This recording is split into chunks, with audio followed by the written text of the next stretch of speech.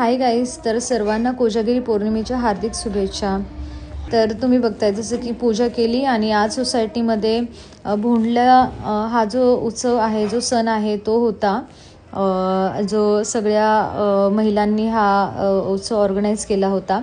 तो भोंडला म्हणजे मला पण माहिती नव्हतं, पण जस्ट एक मी इन्फॉर्मेशन काढली तर भोंडला म्हणजे एक जस्ट मुलींसाठी पारंपरिक सण आहे, जो की आश्विन महिन्यात म्हणजे जी आज कोजागिरी पौर्णिमेपर्यंत साजरा केला जातो।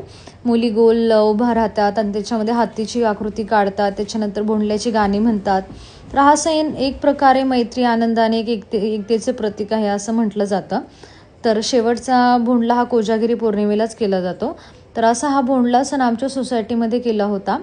आणि कोजागिरी पौर्णिमेचं बोलाल तर जसं की कोजागिरी पौर्णिमा असं म्हणतात की या दिवशी देवी विचारते को जागृती, म्हणजेच की कोणी जागा आहे का।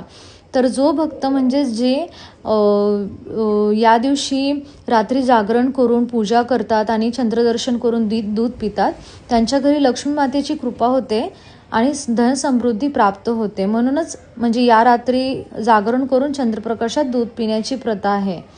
तर या दिवशी मग आमच्या सोसायटीमध्ये जेवण पण होतं।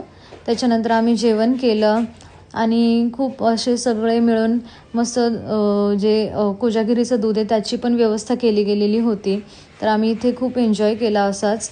त्याच्यानंतर घरी आलो तर मला म्हणजे टेन्शन होतंच की माझी जी सुडी आहे ती एकटीच आहे आणि ती बरोबर आमची वाटच बघत होती। बरोबर दार उघडल्या बरोबर दरवाजाच्या बाहेरच म्हणजे आतून उभा होती, आमचीच वाट बघत होती। चला, गुड नाईट।